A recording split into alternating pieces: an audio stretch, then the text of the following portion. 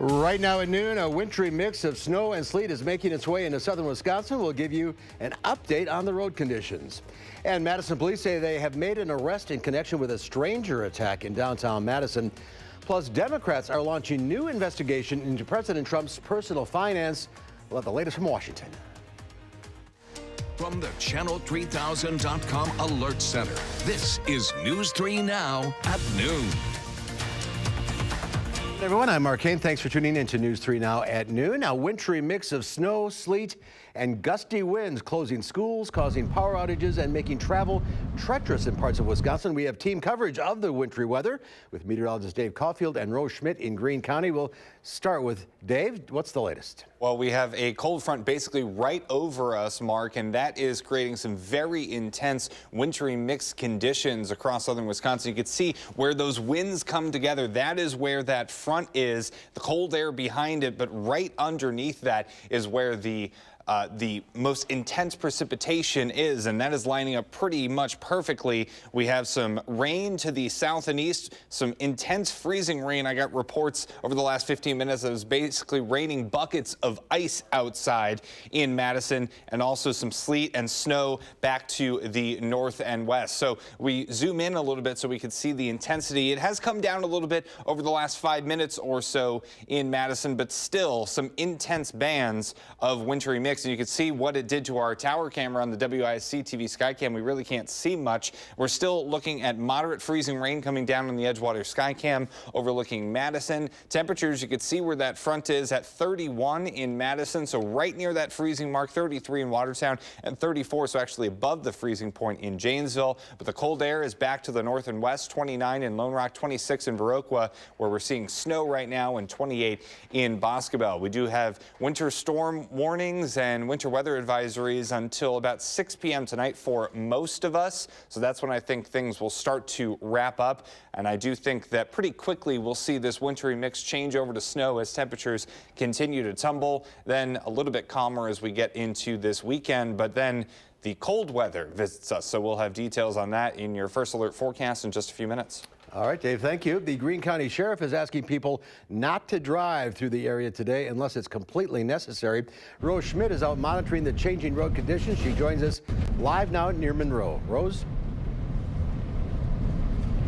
Well, Mark, officials here in Greene County tell me it's been quite an interesting morning for them. Now, we just got off of Highway 11 right now, heading back into Monroe. But for the most part, the main roads that we've seen have been pretty okay. You know, we've been driving on them. There was some ice earlier, but we're driving on them now, and everything is looking pretty clear. The side roads, though, we've been told are kind of what's been a mess for most of the morning with ice and that freezing rain coming down and that ice just sticking to those roads. But as we drove on the side roads just a few minutes ago, it was looking better than it had been before.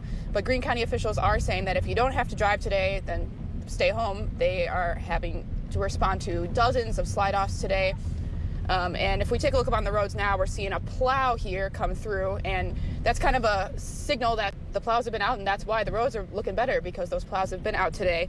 The sheriff says that there are some rural roads that are impassable because of ice. There are roads that we've seen that, used to be slippery, not so much anymore. But sidewalks and parking lots, still quite a mess. So if you have to walk through Monroe, that's probably not a good idea, because those sidewalks are still pretty slippery. Crews have been out hard at work, since early this morning, trying to clear some of that ice away and plow those roads and make sure that, things are going good if you have to drive out today. And there could be some delays, though, that they were told with EMS crews later on. I think the biggest problem, though, is that, ahead tonight, they're saying that temperatures are supposed to drop, and then those road conditions could actually deteriorate. So please be on the lookout for that, today and tonight, if you have to drive out through this Monroe area tonight. Yeah, absolutely. All right, back to you, Mark. All right, Rose Schmidt reporting live for us from Greene County. Again, if you don't have to go out, don't. Officials all over the state are telling drivers to stay off the roads today. They say if you do have to drive, give yourself some extra time. Drive slowly. Tell someone where you're going. Keep your headlights on. Pack emergency kits for your vehicle and fill up on gas before you travel. And despite all of the weather-related closures today and over the last month, the State Department of Public Instruction will not reduce classroom hours. Most students have to put in more than 1,000 hours for the school year to count. Districts can build in hours in case there are unexpected closures. For instance, the Middleton Cross Plains district built in 40 additional hours, so administrators still have 10 hours to work with. But in districts like Verona, high schoolers are already need to make up 18 hours. Madison schools are having students come in tomorrow, which was originally a staff-only day. In other news, Madison police have arrested a person in connection with a stranger attack in downtown Madison. According to Madison police, a woman was attacked near Langdon and Carroll Streets around 3:22 Sunday morning. They say the attack seems to have been committed by a stranger. A news conference with Police Chief Mike Koval is planned for 2 o'clock this afternoon to provide details on the arrest and the investigation. We'll have an update in our later newscasts and, as always, on channel3000.com. A Reedsburg woman was cited twice within hours late last night for drunken driving. 27-year-old Miranda Batzler was arrested for operating while intoxicated just before 8 o'clock last night after she was seen driving left of center in the area of Pine and East Main Streets. Batzler was processed and released for the first OWI arrest and turned over to a sober driver. Well, around midnight, she was observed driving the wrong way on a one-way street. The officers stopped the vehicle, and Batzler was arrested a second time for OWI. Democrats are launching new investigations into President Trump's personal finances. There's a hearing today on whether presidents should be required to make their tax returns public. Yesterday, Congressman Adam Schiff announced that the House Intelligence Committee's investigation of possible collusion between the Trump campaign and Russia will be expanded to look into whether the president is making policy decisions based on any financial interests with Russia. Will allow us to investigate any credible allegation that financial interests or other interests are driving decision-making of the president or anyone in the administration. President Trump tweeted this morning, after having found zero Russian collusion, he's going to be looking at every aspect of my life, both financial and personal, even though there is no reason to be doing so. Trump calls it harassment. Virginia's political chaos is showing no signs of ending, with the state's top 3 elected officials all embroiled in controversy. Attorney General Mark Herring admitted Wednesday that he wore blackface to a college costume party in 1980. Just a few days ago, Herring called for Governor Ralph Northam to resign over a racist photo in his medical school yearbook. Lieutenant Governor Justin Fairfax is first in line to replace Northam if the governor resigns, but Fairfax has his own scandal, a sexual assault allegation, which he has denied. Well, there's more to come on News 3 at noon. Up next, we'll find out what Howard's working on in the Mr. Food Test Kitchen. We've got tips and tricks to make the world's best omelet coming up next. It's easier than you might think, and it's huge.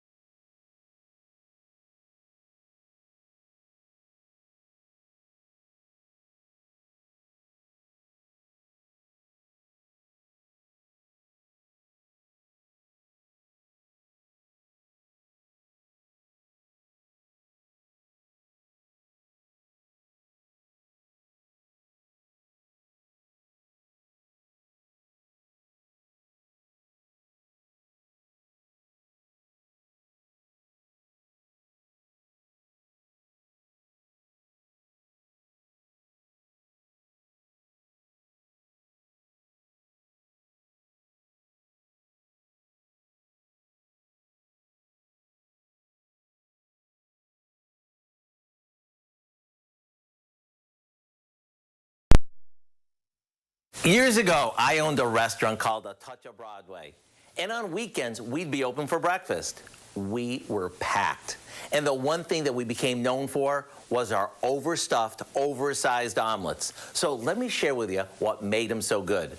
We start by sauteing whatever veggies or meat we want to fill our omelet with. Today, Kelly asked for a Western omelet, so I'm cooking up some chopped peppers, onions, and diced ham that we season with a bit of garlic powder and a bit of salt.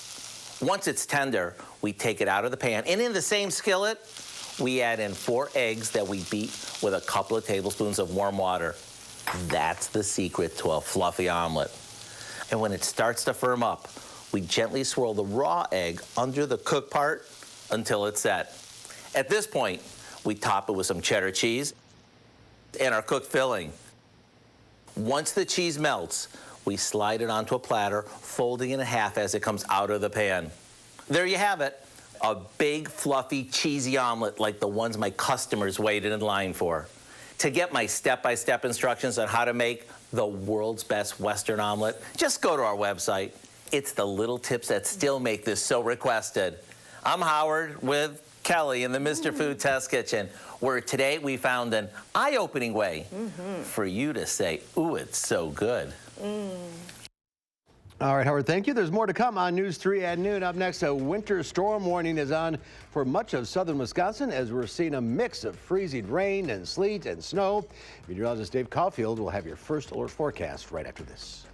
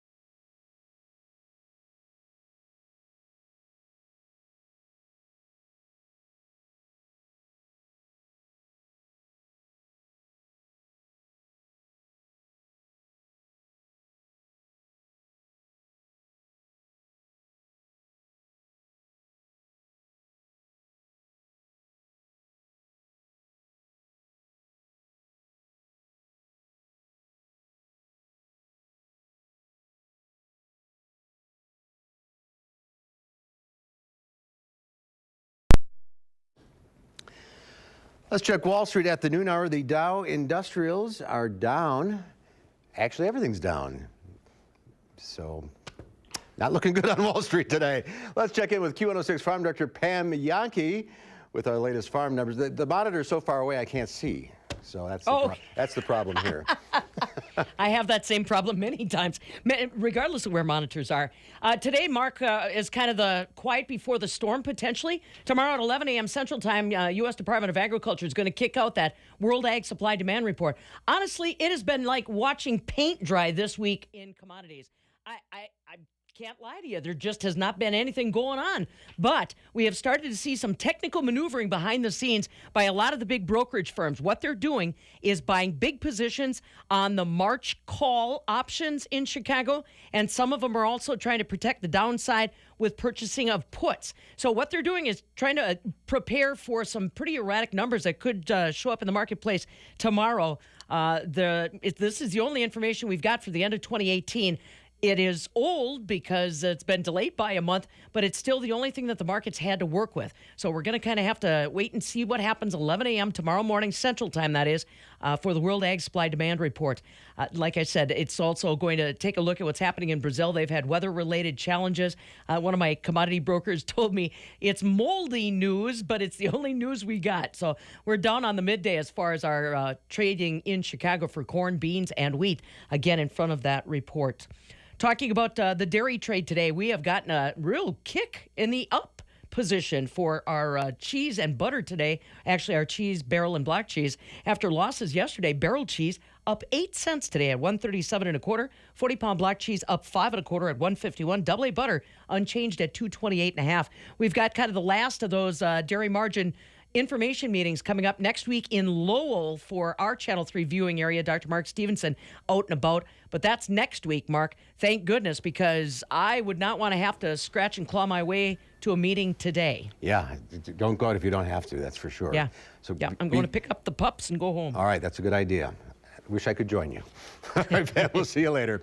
Yep. And Dave is here now with the latest of what's falling from the sky, just about everything. Yeah, just a little bit of everything right now across southern Wisconsin. The good news is the cold air is rushing in behind the cold front, changing a lot of the precipitation over the snow, especially west of Madison. Still some mixed precipitation showing up closer to south central Wisconsin. We'll zoom in so we can see exactly what the atmosphere is throwing at us at this particular time and moment. We have rain to the south and east of Madison, closer to Janesville, into portions of Jefferson and Dodge counties. We do have freezing rain showing up through Madison up into Columbia County, also portions of Greene County, which has been very hazardous today. Officials are telling you not to go outside and be on the roadways because of the freezing rain being so severe. And we've also had some salt trucks go off the road already this morning in portions of Rock County. So just kind of a general sense of what we've been dealing with. We still do have that winter storm warning in effect for the counties shaded in pink until 6 p.m. and also winter weather advisory for the counties in purple, generally going until later on tonight. So here's what it looks like in Platteville on our Queen Bee Radio Skycam. Maybe not too much falling from the sky right now, but still some slick roads out there as well. And in Madison on the Edgewater Skycam, the precipitation has eased up just a little bit, but still we're looking at freezing rain being reported at the airport, 31 degrees, so teetering on that freezing line. Northwest wind at 9 miles per hour, making it feel like 23 outside. So temperature is very important in a forecast like this. You can see where that front is, drawing it kind of with my finger here. We're at 31 in Madison, 34 in Janesville, so above the freezing mark. That's why we're seeing that rain right now, but also behind that front, temperatures are dipping into the 20s and quickly so in Prairie du Chien at 21 right now. So those temperatures are really going to tumble quickly once we get that cold air in place over the next hour or two,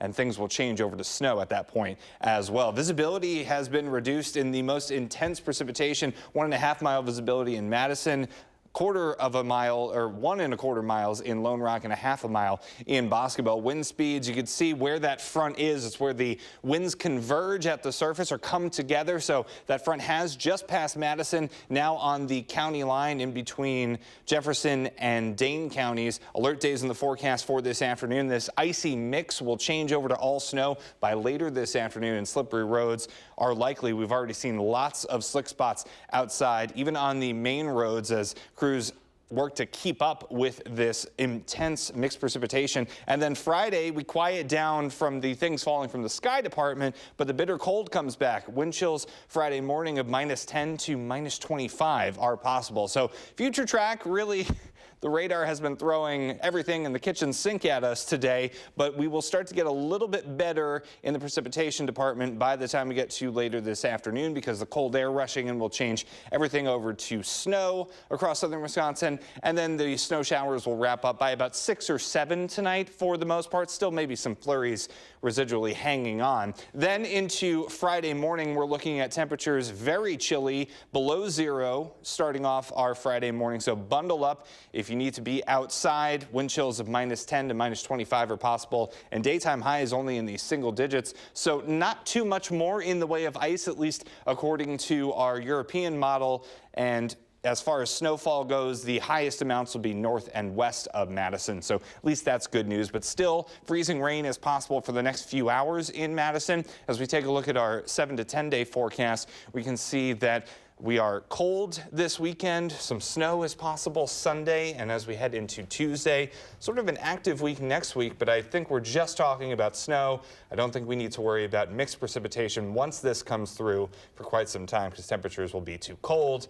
and that's the way it should be in winter. We shouldn't have to deal with this mess, but unfortunately, we've had to over the past couple of days. So all this slush and ice and everything's going to freeze. Yeah, that is also possible, as well as temperatures crash tonight. Any water that's out that isn't frozen will most likely freeze as temperatures start to tumble. So that's another threat that we need to worry about as we head into tomorrow. Stay home if you can. Yes. All right, Dave, thank you.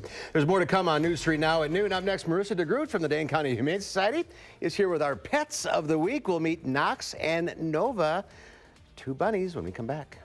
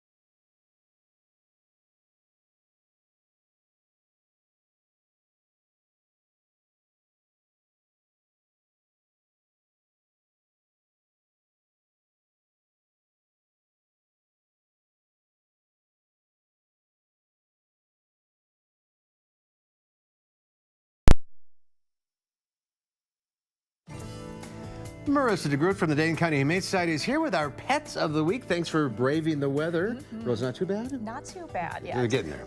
All right, who do we have today? We have 2 rabbits today. Yep, we have a pair of sisters, Knox and Nova. Knox and Nova, bonded pair. Yeah, bonded pair, so they are looking to go home together. And I absolutely love these bunnies. They are not only absolutely adorable, but they are adventurous girls with big personalities. Yeah, they're moving around quite a bit out here. A lot of times rabbits come on these sort of freeze because of these strange surroundings. And they've been coming over, kind of jumping up on my shoulder, giving me little kisses on the cheek. And the other thing about this pair is I've heard they are our best litter box users at the shelter. So they're clean ladies. Clean ladies, too. So this one has a little white on her nose, and this one has a little white on her foot here, you can see. Yep, and they're about 1 year old, so they're pretty young ladies, too. Very well, they're great pets.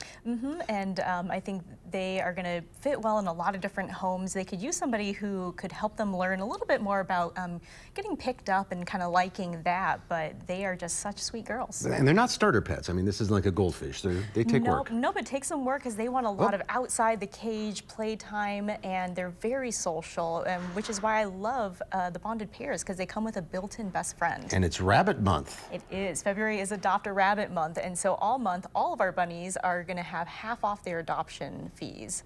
And this pair in particular are part of our Lonely Hearts Club, so they're going to go home with a great bunny package, too. Okay, so a starter kit. Yep, a little bunny starter kit. All right, last week. Oh, last week we had our sweet puppy Tansy, and no surprise there, she did get adopted. Oh, how shocking, that face on her.